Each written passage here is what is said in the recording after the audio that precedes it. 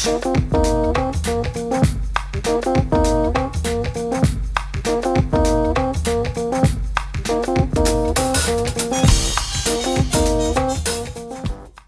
تو تشناوي بسبهرة ازي كاربم رينا رينا دستي تبكم تلين تا خجوهرتنا بيفاريرا رينا رينا چاوي تبكم اورن تا خجوهرتنا چاونيرين راوستاندن وهيفيا وگراتا لبر پنجرة كوتا تي دا ريوي ده هجمارتن تاكو تو بسر من وبي او مش بخوا هاتنا تا نشاني من دي.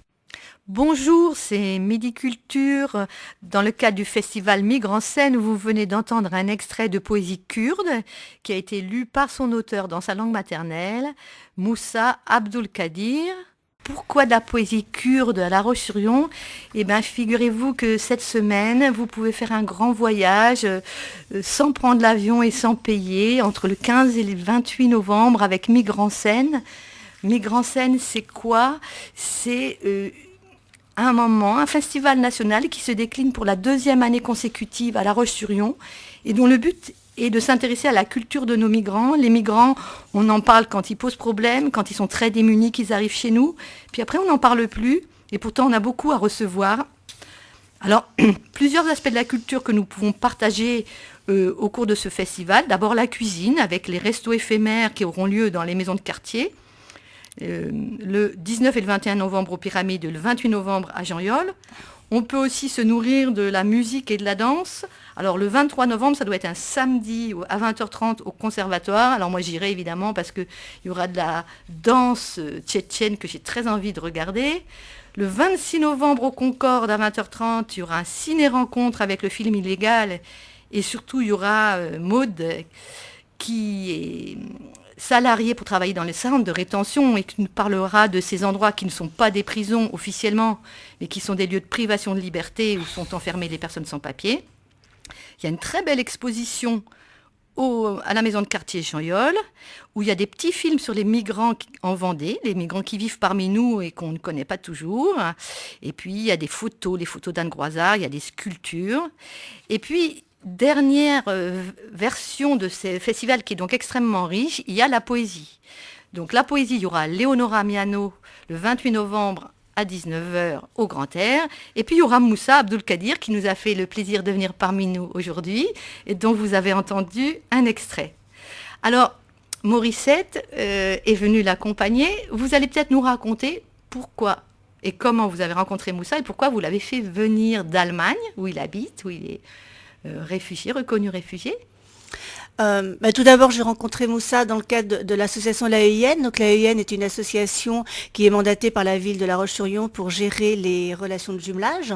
Association pour les échanges internationaux et nationaux. Donc La Roche-sur-Yon étant jumelée avec plusieurs villes. Et La Roche-sur-Yon est jumelée avec 2 villes en Allemagne, Gummersbach près de Cologne et Bourg près de Berlin. Donc Gummersbach qui est dans l'Europe, enfin l'Allemagne de l'Ouest, l'ex-Allemagne de l'Ouest, dans l'ex-Allemagne de l'Est. Et à la chute du mur et à la réunification des 2 Allemagnes, les villes de l'Ouest ont été jumelées avec les villes de l'Est. Donc nous, La Roche-sur-Yon, par ricochet, nous nous sommes trouvés jumelés avec la ville jumelée de Gummersbach, qui était Bourg. Et donc quand Moussa a fui donc le Kurdistan Ouest, le Rojava, situé en Syrie sur le plan géographique, il a été amené à vivre à Bourg. Et donc lui, qui apprenait le français à l'université d'Alep, est rentré très naturellement en contact avec les gens de l'association des Amis de Bourg et moi. Donc, alors attendez, Morissette, on va reprendre à zéro parce que là j'arrive plus à vous suivre. Vous faisiez partie de l'AEIN. Moi je fais partie de l'AEIN, la commission Allemagne, et Moussa est sympathisant de l'association des Amis de Bourg, nos partenaires de la ville de Bourg. Donc ça se passe comment ? Vous prenez une responsabilité à l'AEIN ? Disons que l'AEIN, notamment dans la commission Allemagne, organise des voyages familles tous les ans et on tourne sur 3 villes. Chaque ville accueille. Et donc vous avez accueilli Donc il y a 3 ans, c'est nous qui avons accueilli nos amis allemands de Gummersbach et de Bourg. Et dans le groupe de Bourg, Moussa était présent. Il venait avec les amis allemands puisqu'il fait partie de l'association. Donc vous étiez accueillant de Moussa ou vous avez accueilli quelqu'un chez vous ? J'ai accueilli quelqu'un d'autre. Et donc il y avait le groupe, voilà. Et dans le groupe il y avait Moussa qui est en face de nous. J'étais dans les organisateurs du week-end et donc dans les différentes manifestations, on s'est rencontrés. moi, par le passé, j'ai été de très très très nombreuses fois en Turquie. Donc, Moussa a un visage qui n'est pas très allemand. Donc, je lui dis, ah, vous êtes turc? Il me dit, ah non, non, non, non, je ne suis pas turc, je suis kurde. Ah bon? Et alors, vous êtes kurde de Turquie? Ah non, non, non, pas du tout, je suis kurde de ceux qui sont en Syrie. Oh, je me dis, tiens, moi, j'ai connu des Kurdes en Turquie, mais il y a des Kurdes ailleurs. C'est quoi cette histoire? Donc, vous rencontrez Moussa, qui vit en Allemagne, il y a beaucoup de Turcs en Allemagne, mais lui, il n'est ni turc, Voilà. ni kurde de Turquie. Vous êtes kurde de Syrie, c'est ça? Oui, moi je suis kurde de Rojava, ouest. Rojava, c'est une ville? Rojava, c'est région. C'est une région, oui. Région officielle Syrie. Oui. C'est Est-Kurdistan, Ouais. officiel. Je viens de Syrie. D'accord. D'ailleurs, on en entend parler parce qu'effectivement, de temps en temps, on entend parler à nos informations de cette frontière. Est-ce que c'est vraiment une frontière qui sépare le Kurdistan d'eux, entre la Turquie et la Syrie? C'est un petit peu ça. Ou non? Ou c'est Oui, plutôt entre l'Irak et la c'est- Turquie, ce dont oui, on oui, entend parler? je viens à côté de frontières. Oui. Oui, comme les enfants, la frontière pour nous, c'est une joue. C'est un jeu, oui. C'est un jeu, mais c'est très Très dangereux. dangereux. Ouais. C'est-à-dire que comme enfant, on en rigole, mais il y a quand même des soldats avec des armes, quoi, qui empêchent de traverser la Oui. frontière Oui. avec des guerres. Donc vous, Morissette, pour en revenir à vous, vous accueillez donc, comme certains d'entre nous ont pu le faire, des gens chez vous, vous participez aux animations, vous allez au marché, enfin, je vois bien ce que ça peut Et représenter. je rencontre quelqu'un Et vous rencontrez qui Moussa, vient vous le d'ailleurs, caliez. et donc j'ai envie de me renseigner, de m'intéresser à cet ailleurs, à ce Kurdistan en fait que je comprends, que je ne connais pas du tout à l'époque et que je comprends pas trop, parce que pour moi, je n'avais pas connaissance de ce pays en fait qui a été spolié par l'histoire, puisque normalement il devrait y avoir un pays qui s'appelle le Kurdistan, qui a été séparé en qui plus. devrait se trouver sur une région géographique entre l'Iran, l'Irak, la Turquie et la Syrie. Et ce pays n'a jamais existé par les aléas de l'histoire. Donc je me suis renseignée et en parallèle, Moussa m'explique qu'il est poète, donc il est artiste et il est aussi travailleur social comme moi. Donc voilà, les liens se créent. Voilà. Le Kurdistan, le travail social. Et alors, vous allez monter tous les deux un spectacle poétique. Voilà, donc Moussa me dit, moi je suis poète, j'aime la France, j'aime La Roche-sur-Yon, j'aimerais bien que mon travail soit connu. Donc on a commencé à construire un projet que j'ai après en fonction du thème, parce que Migre en scène, il y a un thème officiel tous les ans. Il se trouve que cette année, le thème, c'est la migration au féminin et que la poésie de Moussa s'inspire aussi des femmes. C'est une poésie sur la nostalgie, sur l'attente, sur l'absence et sur la trêve féminine. Donc, je présente un projet à Nicolas Cazot, le responsable du festival, de lecture, de rencontres poétiques et musicales sur le travail de Moussa et en même temps le projet dont vous avez parlé, les sculptures et les tableaux d'Ahmad Saoud, qui est aussi un peintre et un sculpteur réfugié en Allemagne, mais qui vient du Rojava aussi, ce Kurdistan ouest, qui peint et qui sculpte en s'inspirant des femmes et de la féminité qu'il ressent de son Kurdistan natal. Donc on construit ce poème qui s'intègre tout naturellement dans la programmation de Migre en scène 2013, puisqu'on rejoint ce thème de la migration au féminin, mais à travers un aspect beaucoup plus artistique, beaucoup plus imaginaire que d'autres parties de la programmation. Donc on est sur un axe différent. En même temps, Migre en scène, le principe de Migre en scène, c'est la culture. Complètement. Donc finalement, il y a deux thèmes, il y a la migration au féminin, puis il y a le Kurdistan syrien, puisque le sculpteur qui est exposé à la maison de quartier Jean-Yol est lui aussi du même coin que vous. De la même région du Kurdistan. Alors depuis quand vous écrivez des poèmes, Moussa? Je crois que j'écrive le poème quand je suis enfant, oui. À l'école. À la première, j'ai dessiné, et quand je viens d'une région qui est très pauvre, on n'a pas de matériel, je laisse le dessin. Parce que vous n'aviez pas assez de papier et de crayons de couleur ou de peinture. Pas toujours. Pas toujours. On a, mais pas toujours.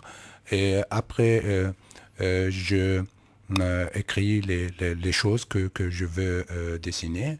Et pour ça, le texte de Moussa Abdul-Qadir, c'est tableau. C'est pas écrire, mais c'est une tableau. C'est photos de poétique. C'est-à-dire que dans vos poèmes, vous racontez la peinture que vous n'avez pas pu faire parce que vous n'aviez pas le matériel. Donc vous racontez vos tableaux imaginaires. On peut dire ça? Juste. C'est une tableau et les textes, tous les textes, c'est une grande tableau, c'est une part de ma vie. C'est mon histoire. C'est mon biographie. C'est votre biographie. Alors, quand vous êtes petit, que vous êtes donc à l'école et que vous commencez à écrire vos poèmes, vous allez à l'école, on vous enseigne dans quelle langue? À la fin, la langue arabe, parce que la langue kurde s'est défendue. La langue kurde est interdite, un peu comme chez nous, on interdisait le breton il y a 100 ans. Donc on interdit la langue kurde à l'école, donc vous apprenez surtout l'arabe. Mais vous écrivez dans quelle langue à ce moment-là, quand vous êtes petit?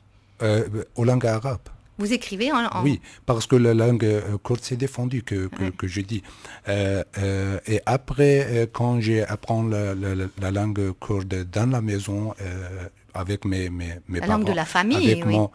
mes parents, et j'ai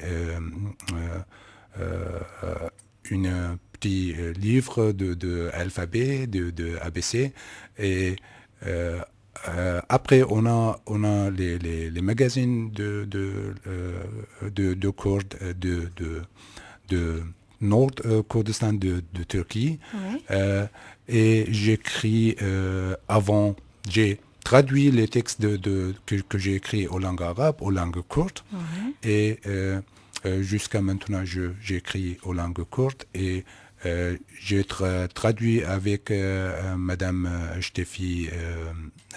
Stéphanie Obuklo, qui vient de Bourg aussi, aux langues allemandes, et avec Luc Janière aux langues françaises. C'est-à-dire que vos poèmes, ils se promènent entre 4 langues. L'arabe au départ, après le kurde. Peut-être qu'en écrivant vos poèmes en kurde, vous faites exister cette langue kurde, parce qu'une langue, il faut qu'elle soit vivante, il faut qu'il y ait de la création. En créant des poèmes en kurde, vous nourrissez cette langue un petit peu. Je dis toujours, la langue kurde, c'est langue de littérature et langue de art. Ah oui. Langue de musique, langue de histoire de musique. Mais quand la langue kurde s'est défendue, on n'a pas grand bibliothèque de Kurde. Et pour ça, quelqu'un qui pense et qui croit que la langue kurde c'est pas riche, et n'est pas ça suffit pour les littérateurs ou pour les romans. Il y a les grands romanistes, il y a les grands poètes de langue kurde, mais les populations de Kurde, il n'y a pas. Oui, c'est-à-dire que vous montrez la richesse de votre culture en l'écrivant. Parce que si une langue est uniquement parlée, malheureusement, elle est sous-estimée. Souvent, on la considère comme une langue de deuxième zone. On parle même quelquefois de dialecte, alors parce que c'est pas écrit. Donc c'est très important que la langue soit écrite et qu'il y ait une créativité. Donc vous allez nous faire écouter ces poèmes en kurde, en allemand et en français. Vous-même, vous parlez assez bien français. Oui, je parle bien français. Alors, j'ai étudié la langue et la littérature française, mais sans diplôme, comme je dis. Et après, j'ai étudié à Berlin le social travaux. Vous êtes travailleur social, oui.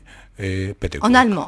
En allemand. Donc vous avez beaucoup de langues dans votre tête. On est juste très admiratif. Je parle beaucoup de langues. Je parle la langue arabe, les cours de dialecte, la langue turque que j'apprends en Allemagne, et l'allemand et le français, et un petit peu russe. Alors écoutez, on va dire un grand merci à Moussa Abdul-Qadir. On arrive déjà à la fin de l'émission. On aurait beaucoup de choses à dire. Un grand merci Moussa, un grand merci Morissette. Merci. Au revoir.